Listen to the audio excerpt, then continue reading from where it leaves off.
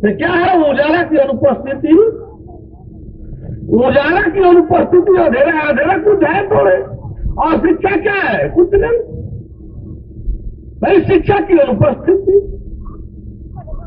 और सत्य क्या है? कुछ नहीं। माने क्या? सत्य की अनुपस्थिति। यदि हम सत्य को उपस्थित कर ले और सत्य खत्म है, शिक्षा को अपने साथ उपस्थित कर ले और शिक्षा खत्म, रोशनी अपने पास कर ले, अंधकार खत्म। एक किसी घर परिवार में नई दुल्हन आई, लड़की अपने घर परिवार में बहुत लाड़ प्यार की थी, उसकी अभी पता नहीं था कि दीप कैसे जलाया जाता है। यह भी पता नहीं कि दीप कैसे जलाया जाता है। शाम हुआ, उसकी सास जी है पास पड़ोस में कहीं गई, कहीं कि बहू देखना अंधकार न होने पावे, यानी अंधेरा न आने पावे। बहू बैठ गई दरवाजे पर की, अंधेरा न आने पावे, सास जी को आ गई है। उनको हो गया थोड़ा देर, शाम का अंधेरा आने लगा, दरवाजे पर अनार होता जा रहा है। दरवाजे बढ़कर गए, अनार मत आओ, सास जी कही है तू मत आओ कोठरी में, अनार मत आओ, अनार मत आओ। सास जी कही मत आओ मत आओ मत आओ कहते रह गई। अब वो अंधकार जो घर में घुसता चला गया, फैलता चला गया। अंधकार जो खुद फैल गया, बार बार करते हुए नहीं मानी तो डंडा उठाई। अब उसके यहाँ से हरियापत की जो मिठाई उठाई, जो सामान करके खाजा खोजी जो आया था, उस जगह जगह हरियापत जो पड़ा हुआ था कोठरी में, उठाई डंडा से मारना शुरू की। तो बार बार कहते कि मोती अब सास जी को आ गई है, अब तू सुनता नहीं है। अब वो अंधकार को मारना शुरू कर दिया। वो मारने में ताम भाम हरियापत को उसका जो फूट रही थी, उसने जो लेकर आई थी, वो जानते कि हो रहा। सास लोग हाय क्या कर रही है भाई, क्या कर रही है, कैसा अपना भाम राम हो रहा है। अंधकार लगा रही है, अंधकार लगा रही, भागी नहीं रहा है, लेकिन भागी नहीं रहा है। उसी गिरे इसी तरह से अंधकार भगाया जाता है, इसी तरह से डंडा से अंधकार भगता है। तो कैसे भगेगा? आप ही बता देंगे कि अंधकार नहीं आने देना है। हम मना करते रह गए, अंधकार जो है आगे कोठरी में घुस करके फैल गए। लेकिन सुन कैसे अंधकार जाता है। अब अल्लाह माचिस लाई, बत्ती घिस के दीप जला दी, कहीं क्या अंधकार है देखो तो भाग गया। वो तो हमको कहाँ मालूम का अंधकार इस तरह से भगता है।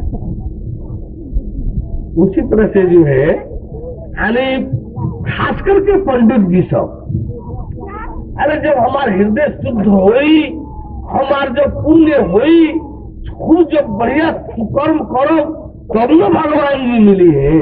हमार खूब हर तरह से भीतर बाहर पवित्र हो जाओ, भगवान जी खूब हम जब अंतःकरण हमारा पवित्र हो जाए तब न भगवान जी मिले है।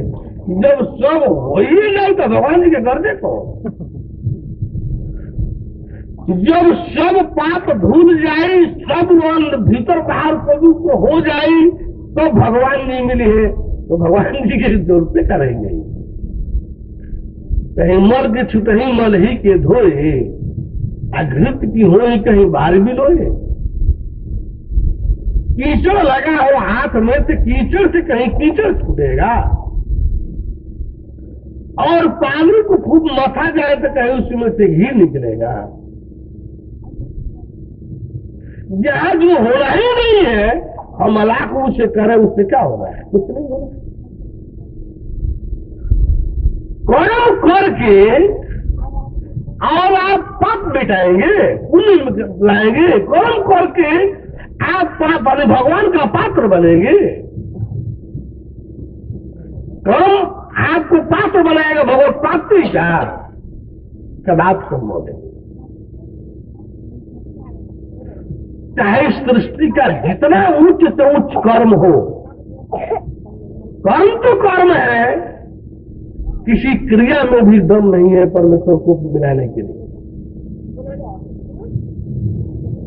यानी कर्म क्या चीज है?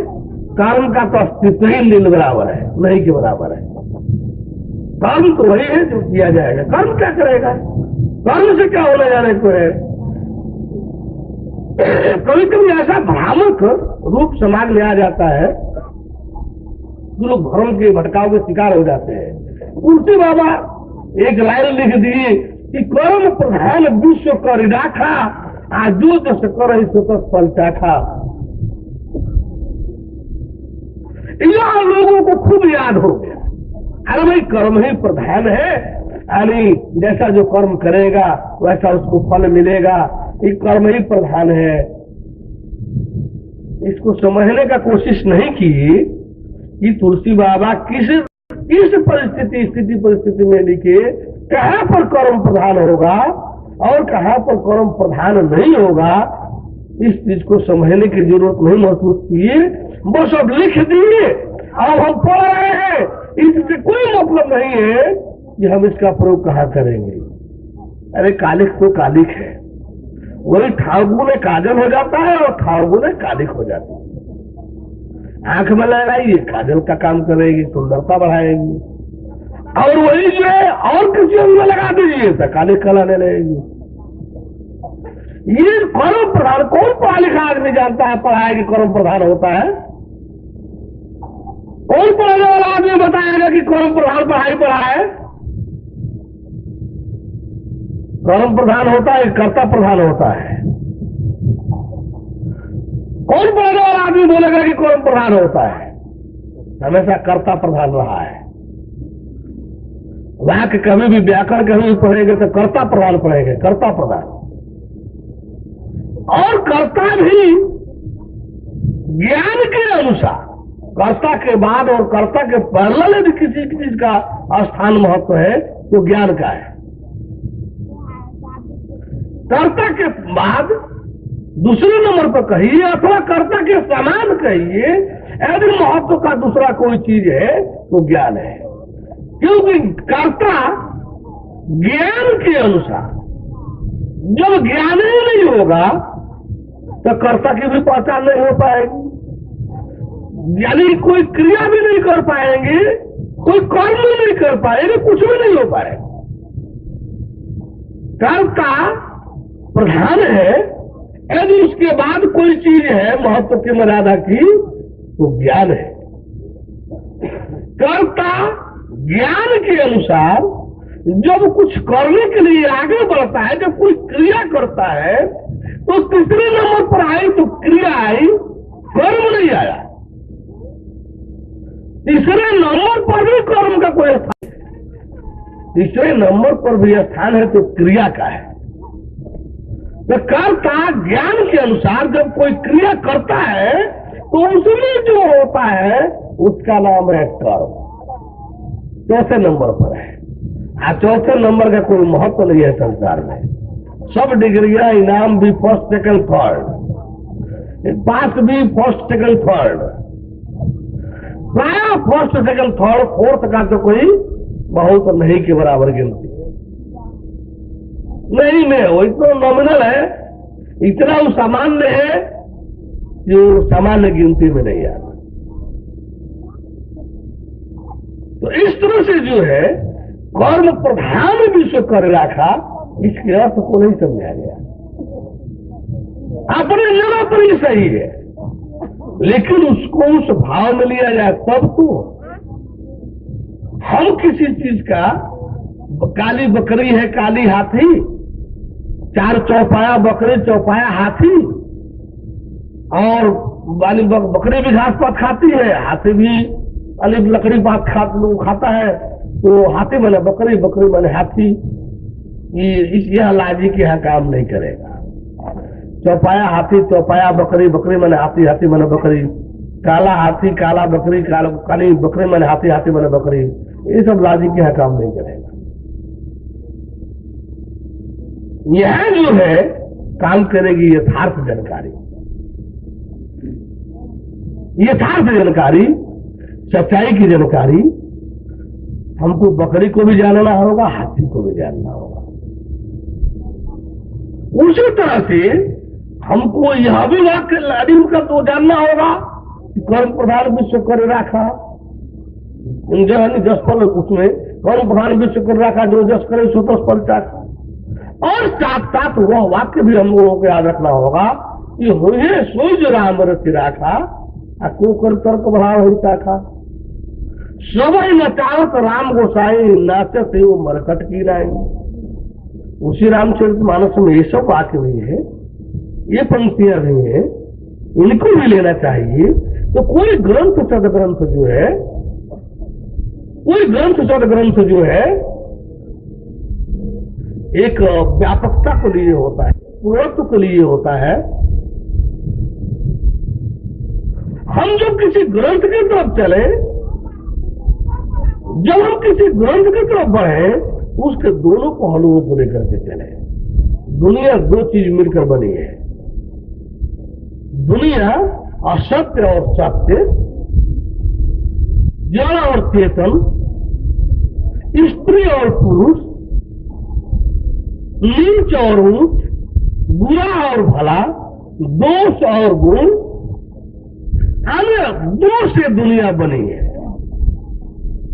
दो से दुनिया बनी है। हर चीज इसमें दोहरी है, निगेटिव पॉजिटिव, ऋणात्मक धनात्मक, दो चीज मिलकर के दुनिया बनी है। दोनों को हमको अलग अलग जानना होगा।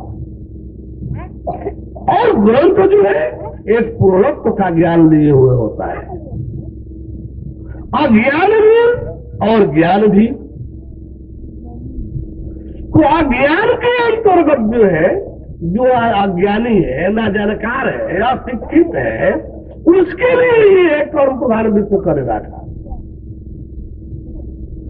जो अज्ञानी है, अशिक्षित है, अनजान है, उसके लिए कर्म प्रधान विश्व करे रखा। जो जस करी सो तत्फल चाखा। ज्ञानी के लिए नहीं है। ज्ञानी जब ज्ञान से युक्त होगा तो उसको दुनिया दिखाई देने लगती है, उसको दुनिया जानने में आ जाती है कि वास्तव में दुनिया क्या है। तब जब ज्ञान से युक्त होता है तब क्या देखता है, कर्म प्रधान नहीं, कर्ता प्रधान है। कर्ता प्रधान, ज्ञान प्रधान है, ज्ञान प्रधान, कर्म प्रधान नहीं। जब शिक्षित होने लगेंगे तो शिक्षा में क्या मिलेगा कि कर्म प्रधान नहीं है, कर्म प्रधान नहीं, कर्ता प्रधान है। जब कर्ता प्रधान देखना शुरू करेंगे तो क्या दिखाई देने लगे, जब ज्ञान से युक्त होगी तो होइए सोई राम रचना। सबई नचावत राम गोसाई, नाचती उम्र कट की नहीं। होइए सोई राम रचना का, को कर तर्क बढ़ावा हिस्सा का। ये ज्ञान के क्षेत्र का है। जब कोई लड़का जब पढ़ने जाएगा तो उसके माता पिता घर पर पढ़ने क्यों नहीं जाता है? क्यों नहीं ठीक से पढ़ता है? मेहनत करो, पढ़ाई पढ़ो। जब कोई पढ़ने नहीं जाएगा, घर में रहेगा, ये काम करो ना, दिन में घूमते खेलते रहता है, इस काम में करो, देखो काम देना, देख लेना। जब पढ़ने नहीं जाएगा तो क्या करेंगे? कुछ न कुछ करना पड़ेगा। पढ़ने जाएंगे तो पढ़ाई उनकी प्रधान हो जाएगी, विद्या प्रधान हो जाएगी। जब नहीं पढ़ेंगे, नहीं पढ़ने जाएंगे तो क्या करेंगे? कुछ करेंगे, जो करने जाएंगे वही उसको कर्म हो जाएगा। एक शिक्षित के लिए, ज्ञानी के लिए कर्म प्रधान नहीं है, अशिक्षित के लिए, अज्ञानी के लिए। अथवा जब हम इस संसार के अंतर्गत शरीर और संसार के रेंज में जब बीच में जब उतरेंगे, ये कर्म क्षेत्र है, ये कर्म और भोग का क्षेत्र है। जब हम इस शरीर और संसार के बीच अपने को रखेंगे तब इसमें क्या दिखाई देगा कि कर्म प्रधान है। कर्म और भोग, कर्म और भोग, करिए भोगिए, करिए भोगिए, करिए और भोगिए। होने में भोग नहीं होता है। एक चाटा किसी को मार दीजिए, 3 से 23 लागू हो जाएगा, भोगिए, महीना 3 महीना सजा भोगिए। अरे कहीं कुछ किसी के खेत काटिए, किसी के घर में आग लगा दीजिए, किसी के कहीं पानी में डुबा दीजिए, करिए, आप भोगिए।